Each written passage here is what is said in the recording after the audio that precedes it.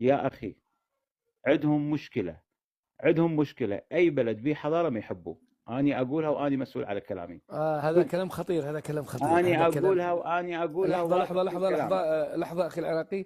نعم. يعني من تقصد، النظام الجزائري ولا الجزائريون يعرفون بأكملهم؟ نفسهم هم كل الزين. لا يطيقون لان لا يطيقون البلد التي فيها حضارة وعمق مع تاريخي. احترامي للشرفاء، مع احترامي للشرفاء، مع احترامي للشرفاء، لا يطيقون اي بلد عنده حضاره وعنده تاريخ عظيم. هذا مع والله يا أخي إنك احترامي. فتحت نقطة خطيرة جدا. خليها براسك، اني اقولها واني واثق شنو اتكلم. اني ابن اقدم حضاره بالارض.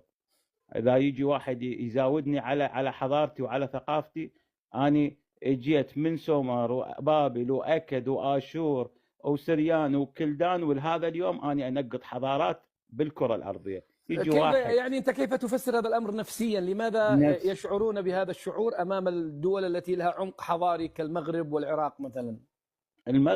المغرب عنده 12,000 سنه حضاره. عنده 12,000 سنه حضاره. يجي واحد صار له عمره 10 ايام خميس وجمعه يسولف على حضارات العالم ويتهمها والله العظيم. اهل المغرب شجعان، مع احترامي اني حتى اكو ناس بالجزائر لها كل الاحترام. هذول الناس اهل المغرب شجعان العالم وما انطم. شنو تريد؟ الطاجين المغربي عمره 300 سنه قبل الميلاد حبيبي، لك كل الاحترام. الطاجين المغربي. الطاجين المغربي عمره 300 سنه قبل الميلاد.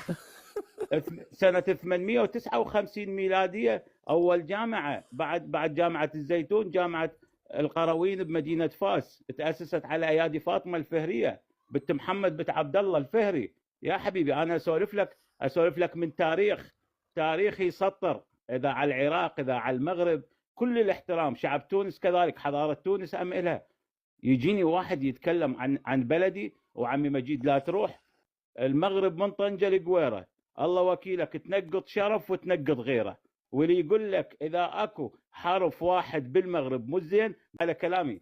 يا اخي ما يحبون وهم بداخلهم يعرفون هم على خطأ، ويعرفون انهم على باطل، ويعرفون اشياء هواي سخيفة بداخلهم.